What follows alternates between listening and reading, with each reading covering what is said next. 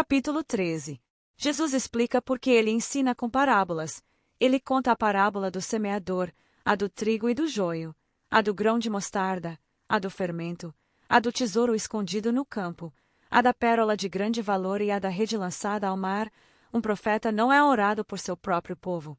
E Jesus, tendo saído da casa naquele dia, estava assentado junto ao mar.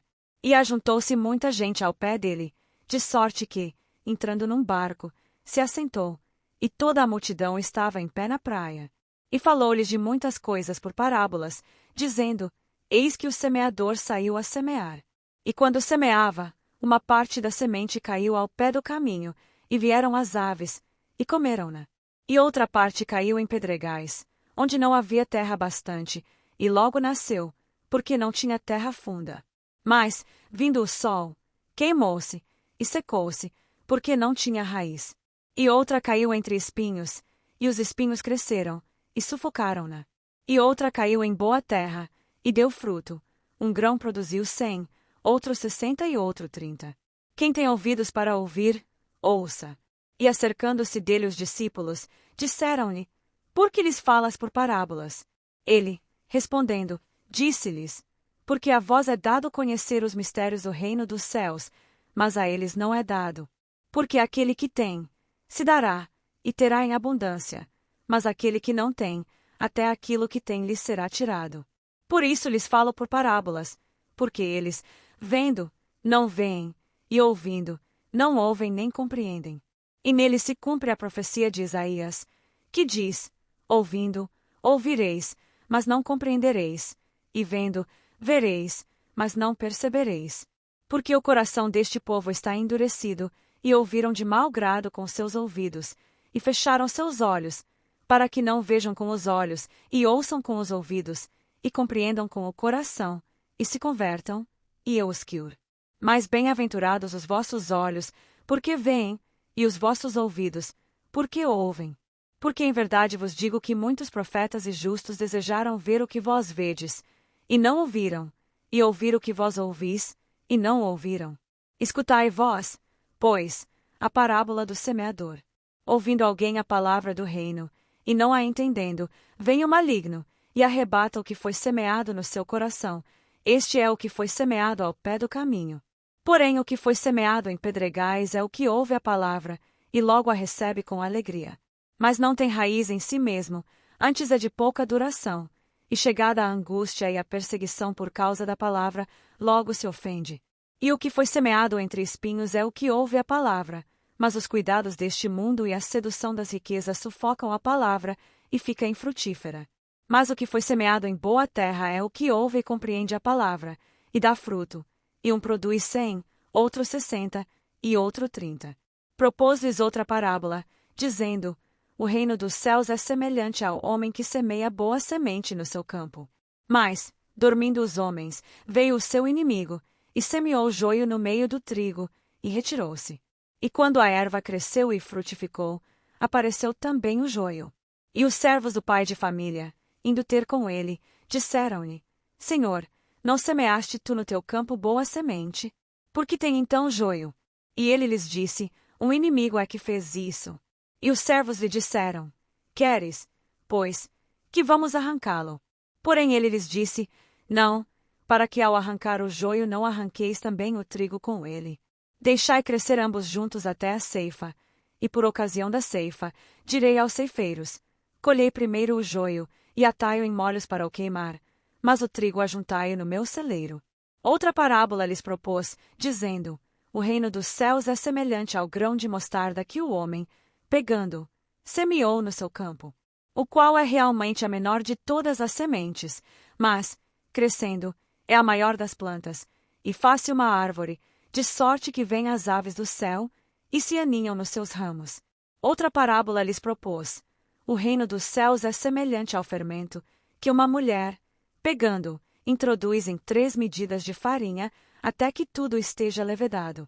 Tudo isso disse Jesus por parábolas à multidão, e não lhes falava sem parábolas, para que se cumprisse o que fora dito pelo profeta, que disse: Abrirei em parábolas a minha boca, publicarei coisas ocultas desde a fundação do mundo.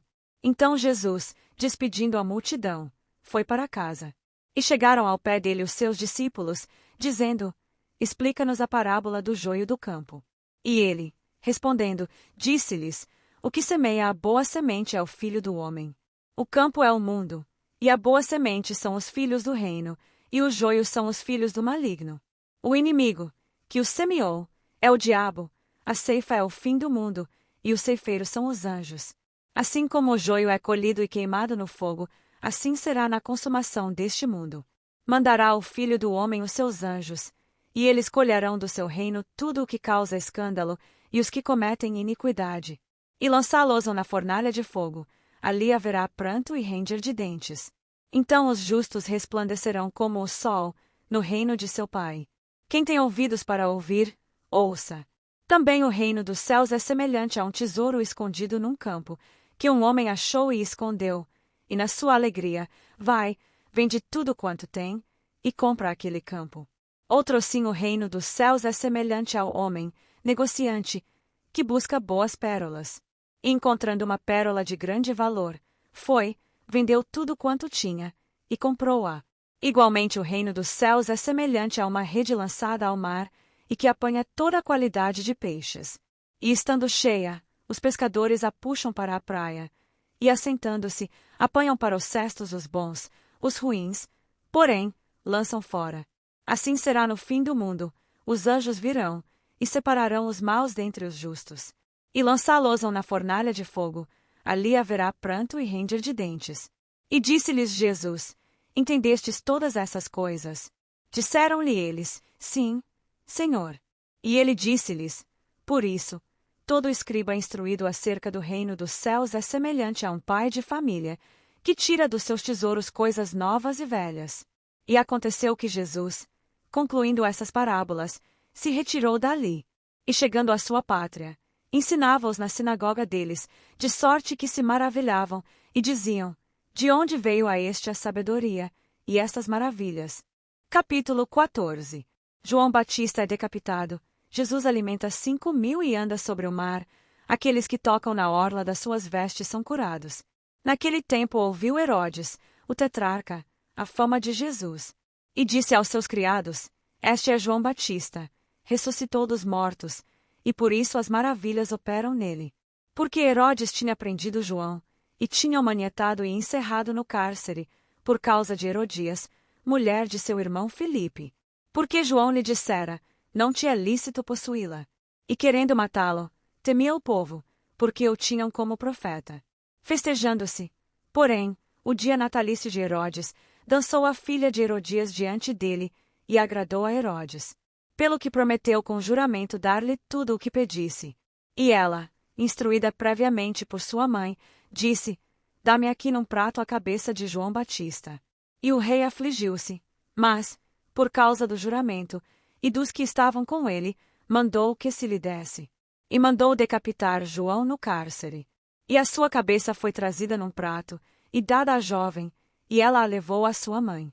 E chegaram os seus discípulos, e levaram o corpo, e o sepultaram, e foram anunciá-lo a Jesus. E Jesus, ouvindo isso, retirou-se dali num barco, para um lugar deserto, apartado, e sabendo o povo, seguiu a pé desde as cidades. E Jesus, saindo, viu uma grande multidão, e foi movido de íntima compaixão para com ela, e curou os seus enfermos. E caindo a tarde, os seus discípulos aproximaram-se-lhe, dizendo: O lugar é deserto, e a hora já é avançada, despede a multidão, para que vão pelas aldeias e comprem comida para si. Jesus, porém, lhes disse: Não é necessário que vão, dai-lhes vós de comer. Então eles lhe disseram: Não temos aqui senão 5 pães e 2 peixes. E ele disse: Trazemos aqui. E mandando que a multidão se assentasse sobre a relva, e tomando os 5 pães e os 2 peixes, e erguendo os olhos ao céu, os abençoou, e partindo os pães, deu-os aos discípulos, e os discípulos à multidão. E comeram todos, e saciaram-se, e levantaram dos pedaços, que sobejaram 12 cestos cheios. E os que comeram foram quase 5.000 homens, além das mulheres e crianças. E logo ordenou Jesus que os seus discípulos entrassem no barco, e fossem adiante dele para o outro lado, enquanto despedia a multidão. E despedida a multidão, subiu ao monte para orar à parte. E chegando já ao entardecer, estava ali só. E o barco estava já no meio do mar, açoitado pelas ondas, porque o vento era contrário. Mas, à quarta vigília da noite, dirigiu-se Jesus para eles, caminhando por cima do mar. E os discípulos, vendo caminhar sobre o mar, assustaram-se, dizendo: é um fantasma. E gritaram com medo. Jesus, porém, lhes falou logo, dizendo: tende bom ânimo, sou eu, não tenhais medo. E respondeu-lhe Pedro, e disse: Senhor, se és tu, manda-me ir ter contigo por cima das águas. E ele disse: vem. E Pedro, descendo do barco, andou sobre as águas para ir ter com Jesus. Mas, sentindo o vento forte, teve medo, e começando a afundar, clamou, dizendo: Senhor, salva-me. E logo Jesus, estendendo a mão, segurou-o, e disse-lhe: Homem de pouca fé, por que duvidaste? E quando subiram para o barco, o vento acalmou. Então aproximaram-se os que estavam no barco, e adoraram-no, dizendo: És verdadeiramente o Filho de Deus. E tendo passado para o outro lado, chegaram à terra de Genezaré.